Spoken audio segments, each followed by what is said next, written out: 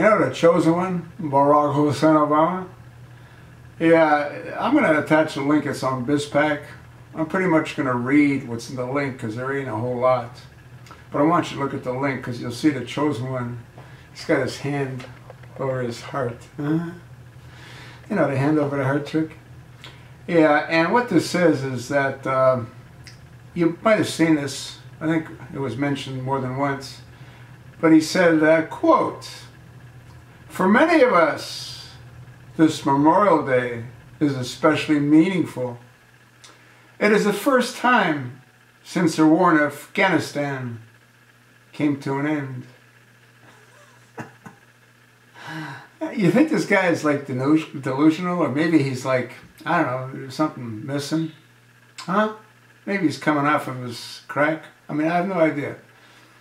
But according to the article, the social media on Monday erupted in disbelief after the White House tweeted a Memorial Day quote from President Obama, hallucinating the end of the war in Afghanistan. Again, quote, "This Memorial Day is especially meaningful. It is the first time since our war in Afghanistan came to an end." This is what he announced in a tweet. Tell that to the 10,000 American troops still deployed there, fighting the Taliban. I'm not laughing about the troops being there. I'm laughing at how stupid this guy is. In March, the New York Times reported that the Obama administration is girding up for another year of bloody fighting with the insurgents. That hardly seems like an end to the war. Twitter users reacted to the White House dubious claim with shock and sarcasm. And you can read a number of the comments that the users made. Again, I'll attach the link so you'll see that I pretty much quoted what was written. There has to be something mentally wrong with this individual. He gets up in front of the world and he makes a statement that is patently false. I mean, you've got 10,000 troops over in Afghanistan. You think they're there for a goat's eye barbecue? Huh? No, they're fighting the Taliban. You know something else that really disturbs me? And I want to share this with my viewers. Yes, I know there's a lot that disturbs me. Back before George W. Bush attacked Iraq, the Iraqis were pretty much doing not so poorly. The cities were functioning, the infrastructure was in place, the electrical grids were working, the sewage systems were working, the water was working. Yeah, Saddam was not quite normal, but nor is the chosen one. And what Saddam did was to make certain that the rest of the Middle East feared him. And what George W. Bush did was he got rid of Saddam. So there's no one of real authority throughout the Middle East.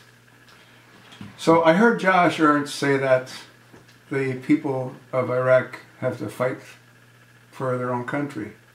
Well, keep in mind, nobody asked them to have us come in and destroy pretty much their entire infrastructure.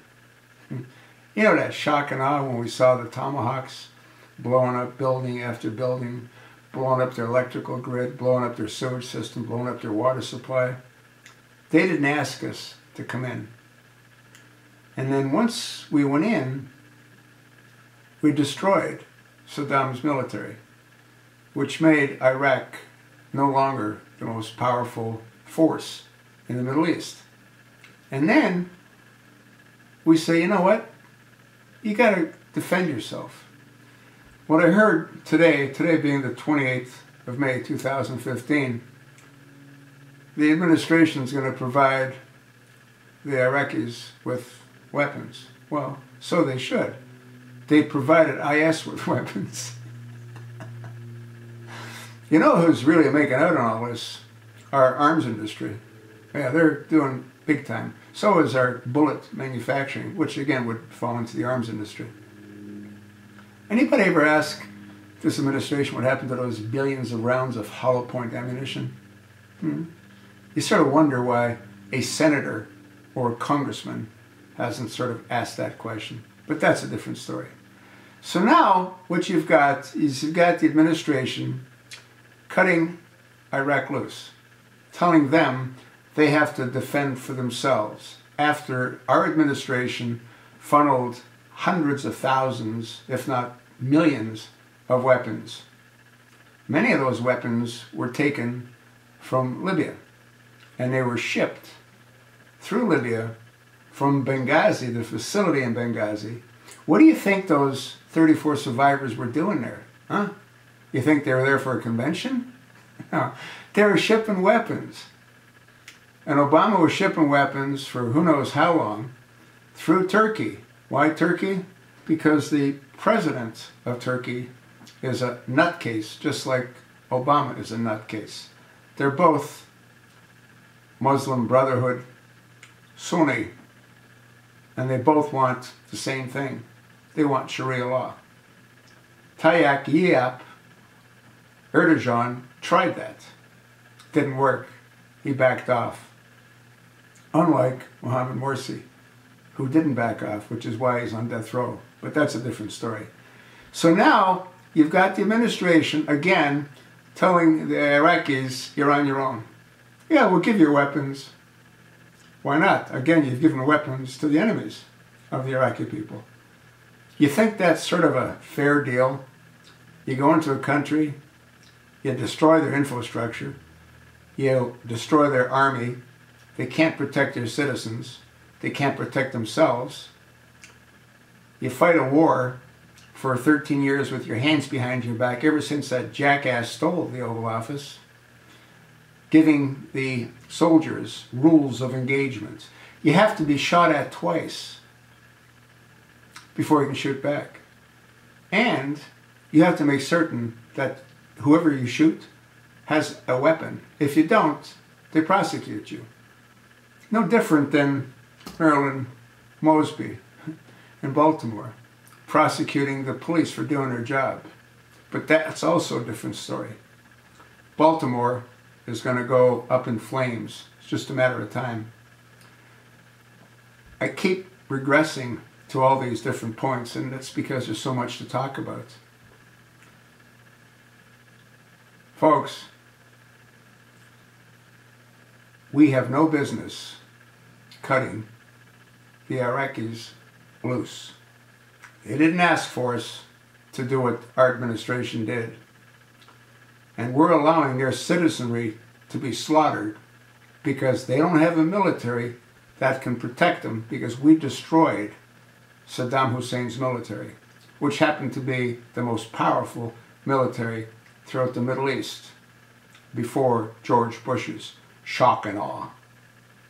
Who's responsible for all this mayhem? Well, I think it falls right at the feet of both George W. Bush and Barack Hussein Obama. Obama, by pulling out our military from Iraq and pulling out the majority of our military from Afghanistan, gave ISIS a green light. Without that green light, there would have never have been an ISIS. Tell me where I'm wrong. You damn well can't, can you?